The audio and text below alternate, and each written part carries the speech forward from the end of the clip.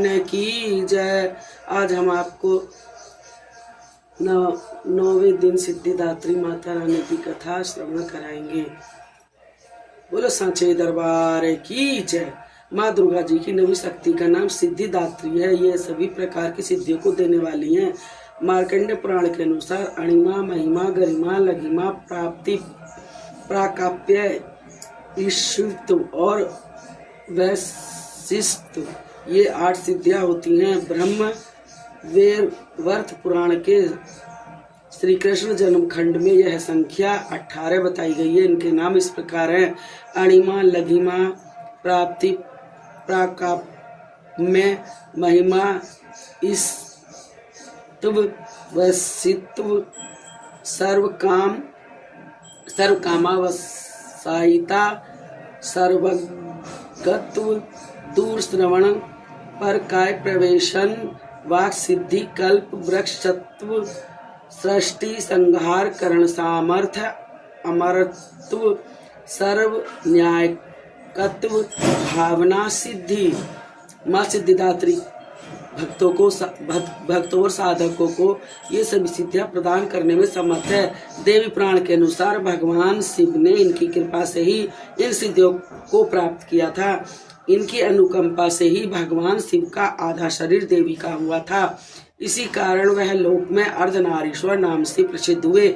माँ सिद्धिदात्री 4 भुजाओं वाली है। इनका वाहन सिंह है। ये कमल पुष्प पर भी आसीन होती है। इनकी दाहिनी तरफ के नीचे वाले हाथ में चक्र, ऊपर वाले हाथ में गदा तथा बाईं तरफ के नीचे वाले हाथ में शंख और ऊपर वाले हाथ में कमल पुष्प है। नवरात्र पूजन के 9वें दिन इनकी उपासना की जाती है। इस दिन शास्त्रीय विधि विधान और पूर्ण निष्ठा के साथ साधना करने वाले साधक को सभी सिद्धियों की प्राप्ति हो जाती है। सृष्टि में कुछ भी उसके लिए अगम्य नहीं रह जाता।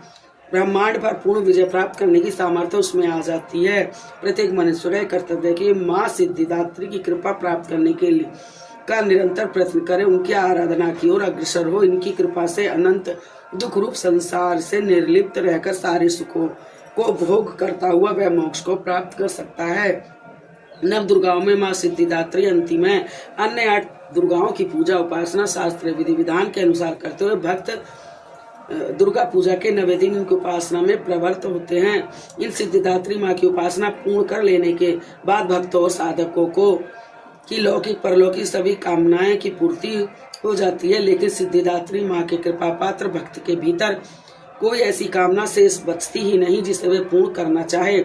वह सभी सांसारिक इच्छाओं, आवश्यकताओं और इस प्रवाहों से ऊपर उठकर मानसिक रूप से माँ भगवती के दिव्य लोक में विचरण करता हुआ उनके कृपा रस पीयूष का निरंतर पान करता है। वह विषय भोग शून्य हो जाता है। माँ भगवती का परम सानिध्य ही उसका सर्वस्व हो जाता है। इस परम पद को पाने के लिए उसे अन्य किसी वस्तु की आवश्यकता नहीं रह जाती।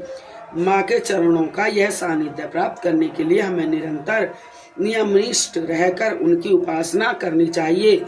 माँ भगवती का स्मरण, ध्यान, पूजन हमें इस संसार की असारता का बोध कराते हुए वास्तविक परम शांतिदायक अमृत पद की ओर ले जाता है। बोलो माँ सिद्धिदात्री देवी की जय। माँ दुर्गा की